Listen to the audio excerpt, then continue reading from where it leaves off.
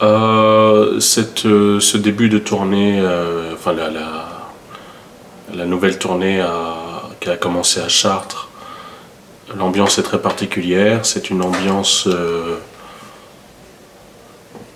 Bon, le Covid est toujours là, il y a la guerre en Ukraine, le contexte électoral, puisqu'il y a les législatives aussi.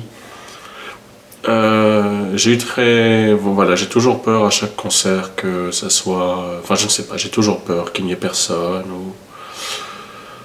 Et j'ai eu un peu peur pour Villejuif, c'était en banlieue. Pour beaucoup de gens, c'est excentré. On a l'impression, quand on leur dit Villejuif, que c'est Douala ou la Papouasie. Pourtant, c'est Villejuif. Et c'était un peu compliqué. Mais finalement, ça s'est merveilleusement bien passé, notamment avec le soutien de la radio Armada. L'ambiance était hallucinante, tout simplement. Et la préparation de cette date a été éprouvante, mais ça a été riche d'enseignements, de beaucoup de choses.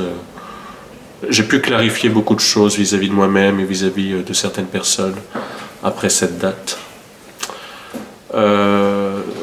C'est Bertrand Ferrier, le pianiste, qui m'a dit quelque chose de très intéressant. Il m'a dit que certes, cette date n'avait pas le prestige d'une salle comme le Théâtre Michel ou le Café de la Danse que j'avais fait, mais qu'elle était tout aussi importante dans mon rapport avec le public et avec les fans. Alors j'aime pas trop ce mot, mais enfin, avec ce noyau de fidèles.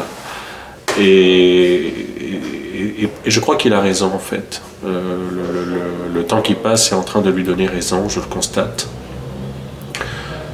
Qu'est-ce que ça veut dire de faire de la chanson en 2022? Je ne sais pas trop. J'ai pas ce recul-là. Je suis vraiment presque la tête dans le guidon.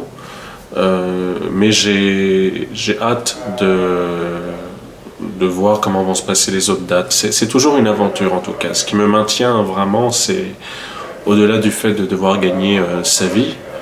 Je pense souvent à la chanson de Michel Bernard que j'ai chantée, Je vous appelle. C'est pas les 3 francs, c'est pas les 3 ronds que je vais gagner qui me poussent encore sur les routes. Alors si, forcément, il faut bouffer, hein, et ça, il n'y a pas à s'en excuser.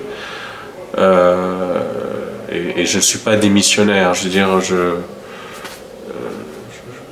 oui, j'aurais pu m'enfermer là dans ma petite maison, dans la campagne, me mettre au vert, etc. Mais j'ai pas voulu. J'ai pas voulu, je suis incapable. Et puis, pour faire quoi? Pour faire quoi? Et donc c'est vrai que chaque concert c'est une aventure et j'ai hâte vraiment d'être là sur Baugé le 14 mai, de voir comment ça va se passer. C'est chez l'habitant, il se passe des choses extraordinaires chez l'habitant en ce moment, je tiens à le dire.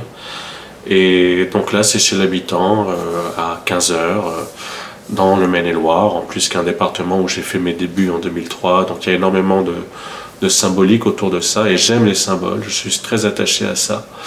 Donc voilà, donc il y aura Baugé, et pour les gens qui me connaissent dans ce coin de France, je leur donne rendez-vous là.